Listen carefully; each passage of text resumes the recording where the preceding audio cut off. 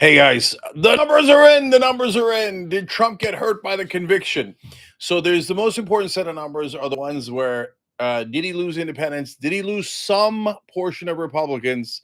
Because presumably this race is going to be tight. I'm not even sure that's true, but certainly in some of the polling it's tight.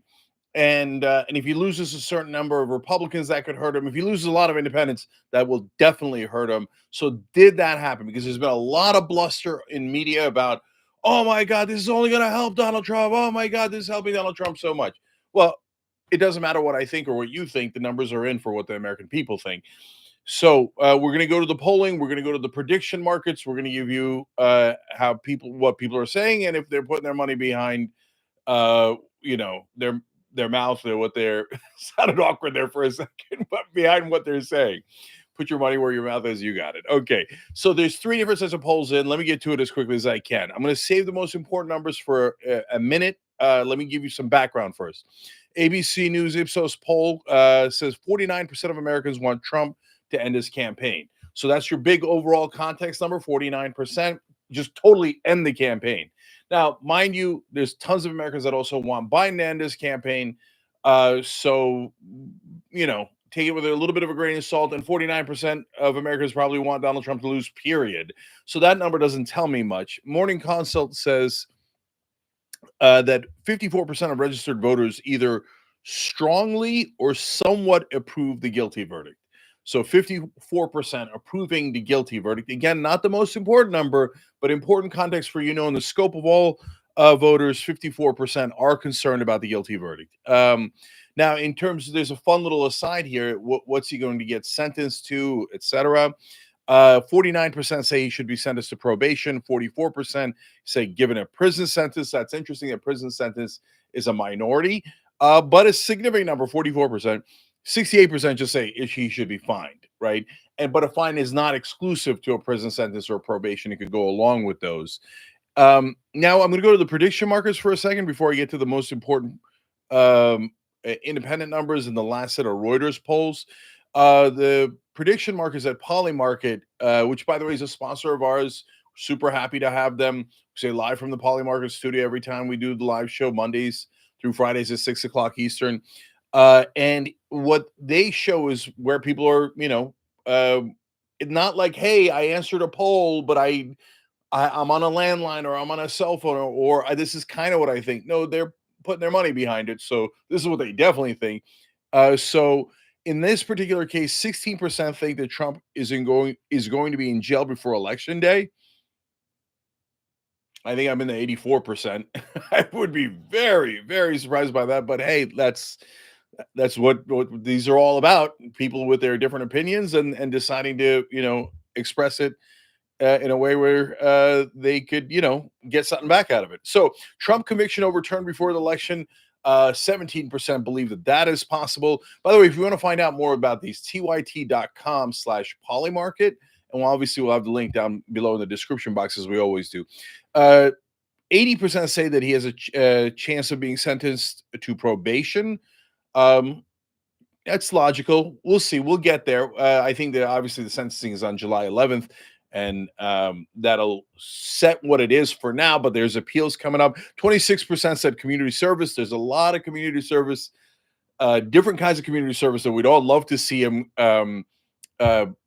serve. That would be on the side of a road. That probably the Secret Service isn't going to agree to that, but that would be interesting. In a soup kitchen, I could see him tossing the paper towels or throwing the soup around and having fun and doing the crazy things that he does. Anyway, 29% say house arrest. That's the one I'd go, like, for whatever it's worth. House arrest seems super likely given that he lives in a castle. And he spends his time in Mar-a-Lago. But house arrest, even that I think would be unthinkable during the campaign. He's got to go out there and campaign. People will scream bloody murder if they think that he's being confined to his house and he can't do campaign events. And I'm not sure that I would disagree with that. I think that I wouldn't put him under any kind of confinement during the campaign. It'll seem too political. That doesn't mean that if the judge thinks that he should get a prison sentence, that he shouldn't because he's above the law and one of the elites. No, it just means that, yeah, we could have him serve a sentence afterwards. Now, if he wins the election, which is what we're about to get to, keep it real. He'll never serve that sentence, or he'll have house confinement in the White House. So that would be a hell of a thing and the first thing ever. But if he loses, then he could go to prison. But again, I look, we cannot do rule of law in this country based on how much certain people cry, right? But we do have to be cognizant of not interfering in the election. Both of those things are important. Rule of law plus make sure the election is as clean as possible. So finally, let's go to the Reuters poll for a second. 56% of Republican voters, now we're getting relevant, said that the conviction does not change their vote. So far, nobody's surprised by that except that 56% doesn't seem so high. So maybe other people are open. Hold. 35% said they were more inclined to vote for Trump after the verdict. Of course. So again, I'm surprised it's only 35%. But wait a minute, 56 and 35 is not 100. So this is where I was like, interesting. So to tell you the rest, 10% of the Republicans said they were less likely to vote for Trump in the wake of the conviction. If that's actually true, if they follow through on that, that could be potentially devastating for Trump. So all of the things that you're seeing in media, led mainly by right-wing media, but I think a lot of mainstream media is repeating it, and I'm going to tell you why in a second. But it turns out, no, the conviction might hurt him. Wait, I got more numbers. Now, quarter of independent voters said they would be less likely to in the Reuters poll. That's a big number, 25%. Now, hold, don't get too excited. 18% of independent voters said, yeah, it's going to affect my vote. I'm more likely to vote for him. So 25% say less likely, 18% say more likely. So that's a 7-point difference among independents. We'll see if that sticks. But if he loses 7% more of independents and he loses 10% of Republicans, yeah, it could make a difference. So let's go back to the ABC News poll. And in that one, the most relevant numbers are 52% of independents said Trump should drop out after the conviction. Now, if you said 52% of the overall country, that's not that interesting because a huge number there are Democrats, and you're not surprised by that at all because they thought he should have dropped out a long time ago. But they would certainly think of it because of the conviction, and they do based on the numbers. But 52% of independents thinking he should drop out. If I'm the Trump team, I am very worried about that number. Okay, 67% of this is my favorite category, the double haters. And a lot of us are in this category, including me. Look, I'm never going to vote for Trump, and I'm never going to help Trump win. So that's not going to happen. But, beyond that, I got no love for Joe Biden. So, double hater, well, maybe. So anyways, that's a big number. That's a big group in America, the double haters, understandably so. And 67% of them said that Trump should drop out. Now, that's like, since they're not decided, that's a really important group. On the other hand, they already hate him. That's why they're double haters. So it's not that surprising that 2/3 of them want him to drop out. And finally, this is another giant number in the ABC News poll: 16% of Republicans. Remember, Reuters had it at 10. ABC News has it at 16% of Republicans say that he should drop out after the conviction.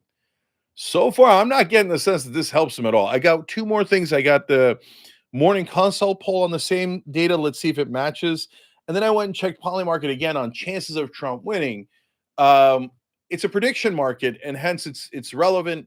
As that's why we picked partly why we picked him as a sponsor, because I love this data. I think it's super interesting. So, anyways, he was at 56% before the conviction, which was a record high in that prediction market at Polymarket. And then after the conviction, he dropped to 53%, but now he's back up to 55. So, which is at a near record high for him. So people are predicting, with, again, putting their money where their mouth is, that he's going to win. But at the same time, we're seeing that a lot of the Republicans and independents that might decide the election are saying, we think this hurts him and we think he should drop out, and we're less likely to vote for him. Interesting. And I think that the disparity might be because of the media coverage. And the media coverage eventually is going to influence people by getting them to believe, oh, I guess everybody thinks that it's going to help them, so I guess it's going to help them. And that kind of subconsciously affects them. So I think it's super important to make sure that the media coverage is correct and accurate on this. And by the way, you guys jump in and help us keep the rest of the media accountable. If you see the mainstream media outlets or right-wing media outlets quoting the wrong numbers, you can show them any of these polls. It looks like it actually has hurt. Again, we'll have to see. November's a long time from now. A million things are going to happen. But in terms of tracking all these little different things, I see no evidence at all that it's helped him other than the giant amount of money he raised. And I think that's what's moving the prediction markets. And now that's what I want to tell you about the media. The media is obsessed with money. So they're like, he raised about $150 million. And you're seeing different numbers based on the different time frames that they're looking at. He raised like 58 million in the first 7 hours or so. I'm starting to lose track between 150 and $200 million. But the bottom line is he raised a monster amount of money. And the media, since they're like 98% of their brain is obsessed with money, they're like, he raised a lot of money, must help him, definitely helps him. Money is everything. But wait, you didn't even see the polling. The polling just came out. This is the polling that just came out. And it turns out you guys were wrong. And so do you remember what I said about it? Hashtag Cenk was right. No, I said before the polling came out, I have no idea. This is a rare situation where I had no idea which was going to benefit more, right? And so I care about the data because my opinion isn't what's going to decide the election. The American people's opinion is what's going to decide the election. So last one for you guys on Republican voters. But first, Benjamin Morrill, thank you for being a member. I appreciate it. Try to shout out to members and super chat as we do live videos, of course. And always check out the live show at 6 o'clock Eastern, Monday through Friday. Live shows are bananas. They're super fun.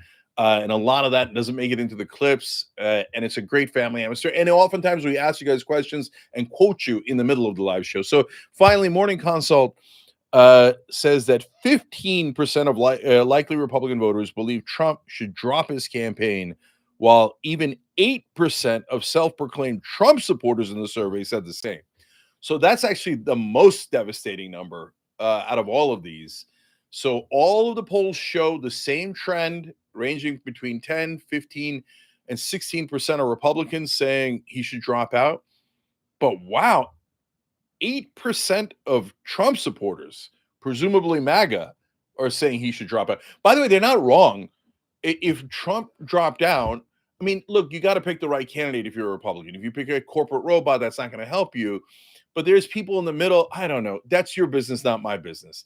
But very likely, since 50% of the country despises Trump, that a candidate that isn't Trump would do better.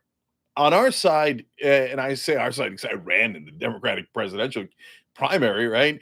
I ran to try to knock Biden out because on our side, we would probably go up 10 points if it wasn't Biden. What he's doing is unconscionable. It's the biggest act of egomania I have ever seen. And yes, that includes Donald Trump. Donald Trump is a legendary narcissist. But in one event, I've never seen anyone go, I'm 81, I look feeble. Every poll indicates I'm costing my party 10 points in an election that we are saying is existential. I don't care. It's got to be me. Me. So that's Joe Biden, and that's hurting our chances. If he dropped out and we had a real candidate, this thing flips on its head from Trump, very likely to win, to the Democrats, enormously likely to win, especially after these numbers, because these numbers are bad to, I mean, if they hold and they're right, and 15% of Republican voters don't vote for Trump. Now, remember, they're not saying they're not going to vote for Trump. They're just saying they're less likely to vote for Trump. And some of the numbers say just drop out. But my God, if 10 to 15% of Republican voters didn't vote for Trump, he'd be in a world of trouble. And the Republican Party would be in a world of trouble. So maybe the convictions did affect him and affected him negatively, and maybe substantially so. So interesting, not necessarily what we expected. As I said to you guys, I didn't know, but now we know. And guys, one last thing. First of all, Benjamin Morrill, thank you for gifting a membership. You're awesome. I'll put it as CanCon 42. You know what handle is. Thank you, brother, for joining. We appreciate everybody who joins. Hit the join button below. All right. Anyway, so the last thing is, as always, we'll have more of this on the live show at 6 o'clock. But guys, the polling is not wrong. Everybody loves to say, "Oh, polls suck. Polls are BS. They're don't listen to them." Watch going forward. 9 out of 10 times when people say the polling is wrong, they're losing in the polling. Okay. Now, Democrats, this entire cycle have been saying, "Oh, the polling's nonsense. Total nonsense. No way. It's blah, blah, blah, blah, blah. You're never going to believe the polling," right? Trump hilariously said the other day, "The polling's totally fake." Well, actually, now I'm winning, so I like the polling. I believe the polling now. And I'm like, you said the quiet part out loud. Exactly. Every politician that's losing hates the polling and says, don't trust it, don't believe it, and then they lose it then. But now that these polls are very advantageous to Biden, my guess is a lot of Democrats are going to come out and go, "Oh, I believe the polling. I love the polling. It's science. What do you mean? What's there not to believe? It's science," right? So the reality is it is science. It is an imperfect science, but it's a hell of a lot better than some rando jackass pundit on TV going, I think the American people think this." Really? I think you just think that, and you pretend that the American people want it. No, this is what the American people are actually saying. All right, guys, interesting, fun times. So let's see how this thing plays out. Keep it going. tyt.com/polymarket to check out more of the prediction markets and live shows at 6 o'clock. See you there.